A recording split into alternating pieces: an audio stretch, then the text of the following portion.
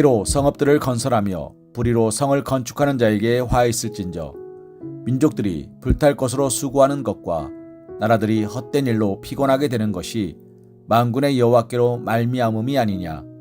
이는 물이 바다를 덮은 같이 여호와의 영광을 인정하는 것이 세상에 가득함이니라. 아멘.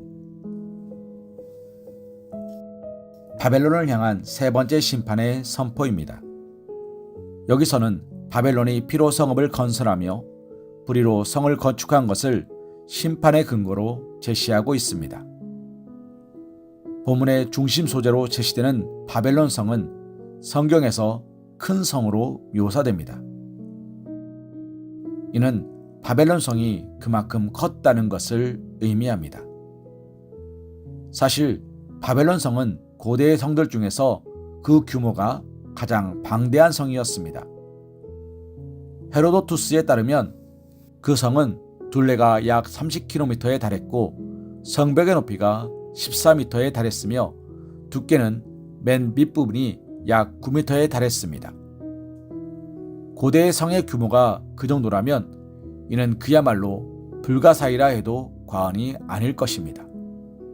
그리고 바벨론 성은 비단 크고 견고하기만 한 것이 아니라 화려하기로도 유명하였습니다. 바벨론 왕궁에는 공중정원이라 하는 것이 있었는데 이는 세계 7대 불가사의 중 하나로 꼽힐 만큼 놀라운 것이었습니다. 실로 바벨론이 이처럼 거대하고 견고하며 화려한 성을 건축한 것은 참으로 혀를 내두를 만큼 놀라운 것이 아닐 수 없었습니다. 그런데 우리는 이처럼 웅장한 바벨론 성과 바벨론의 놀라운 문화유산들을 보면서 한 가지 분명한 의문을 가져야 할 것입니다. 그것은 과연 바벨론은 무엇으로 이처럼 거대하고 견고하며 화려한 성을 지을 수 있었는가? 라는 질문입니다. 이러한 질문에 대해 당대의 뛰어난 건축술과 바벨론 사람들의 지혜를 들어 답할 수도 있을 것입니다. 그러나 이에 대한 가장 중요한 대답은 그들의 강탈과 착취에 있다 할 수 있을 것입니다. 사랑하는 성도님, 그들이 이처럼 성읍과 성을 건축하면서 얼마나 많은 피정복 국가의 백성들이 강제 노역에 동원되고 고통 속에 죽어가야 했겠습니까? 그 수는 이루 헤아릴 수 없을 정도였을 것입니다. 참으로 바벨론 성은 피와 불의로 건설된 성이라고 아니할 수 없었습니다. 바벨론이 이렇게 성을 거대하고도 화려하게 쌓은 목적은 무엇이었겠습니까? 성을 쌓는 1차 목적은 방어를 위한 것이었습니다. 외부의 침입으로부터 나라와 백성들을 지키기 위해 성을 쌓았던 것입니다. 하지만 성의 크기가 바벨론 성과 같다면 그 목적은 단지 방어를 위한 것만은 아닐 것입니다. 바벨론 성을 그와 같이 거대하고 화려하게 건축한 것은 자기들의 영광을 세상에 과시하기 위한 것이었습니다.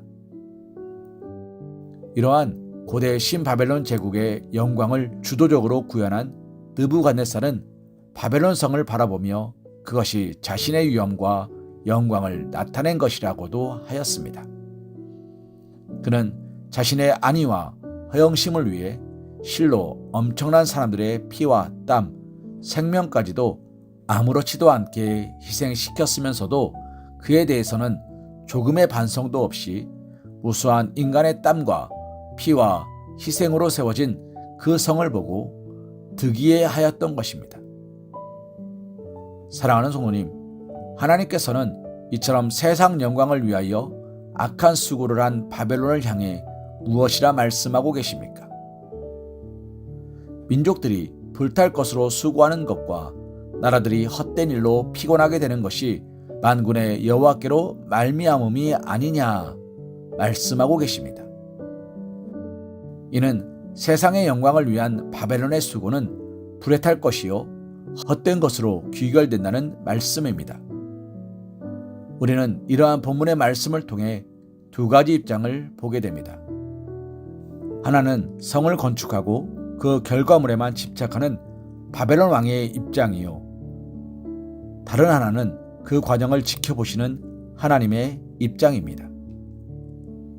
참으로 어리석게도 바벨론의 왕들은 자기들의 안위와 자기들의 영광만을 생각하고 자기를 위해 세워지는 높고 영화로운 성만을 바라보며 그것을 위해 자기와 동일한 피와 살과 눈물과 땀을 갖고 있는 사람들, 하나님의 형상으로 지음받은 이들의 생명과 자유를 박탈하였고 그들의 처절한 신음과 고통스러운 탄식에 대해서는 아랑곳하지 않았습니다.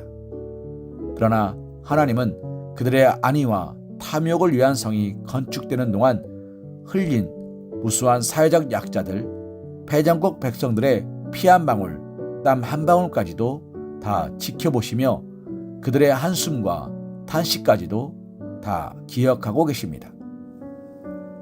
그리하여 눈에 보이는 높고 견고하며 영화로운 성 안에서 안위를 확신하며 허영에 사로잡혀 있는 바벨론을 심판하셨습니다. 우리는 이러한 본문의 말씀을 통하여 우리가 지금 살아가는 이 세상 가운데서 무엇에 우리의 이목을 집중시키고 있는지, 무엇에 우리의 이목을 집중시키고 있는지 돌아봐야 할 것입니다. 지금도 사람들 중에는 과거 바벨론 왕과 마찬가지로 자신의 안위와 영예를 위해 타인을 도구로 희생물로 삼는 이들이 허다할 것입니다. 허다합니다. 그리고 사람들 중 많은 이들은 적극적으로 그처럼 악한 일을 하지 않는다 해도 악인들이 그 같은 방식으로 소위 성공하고 출세하며 탄탄대로를 달리는 결과를 보며 부러워하기 일쑤입니다.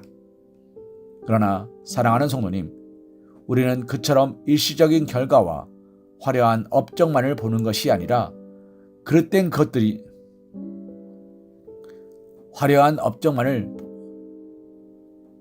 업적만을 보는 것이 얼마나 그릇된 것인지를 깨우쳐야 할 것입니다. 우리는 하나님의 시각, 눈에 보이는 결과보다 과정이 의로운 것인지에 우리의 시선을 집중시켜야 하겠습니다. 그리할 때 우리는 과거 타인을 희생시켜 자기 안위와 영광만을 도모하다 심판에 이르는 악인들의 전철을 밟지 않을 수 있으며 참으로 하나님을 기쁘시게 하며 이웃과 더불어 진정한 영광과 형통을 누리는 삶을 추구하게 될 것입니다. 욥기 31장 13절과 14절 말씀으로 오늘의 말씀 묵상을 이어갑니다. 만일 남종이나 여종이 나와 더불어 쟁론할 때에 내가 그의 권리를 저버렸다면 하나님이 일어나실 때에 내가 어떻게 하겠느냐? 하나님이 심판하실 때에 내가 무엇이라 대답하겠느냐?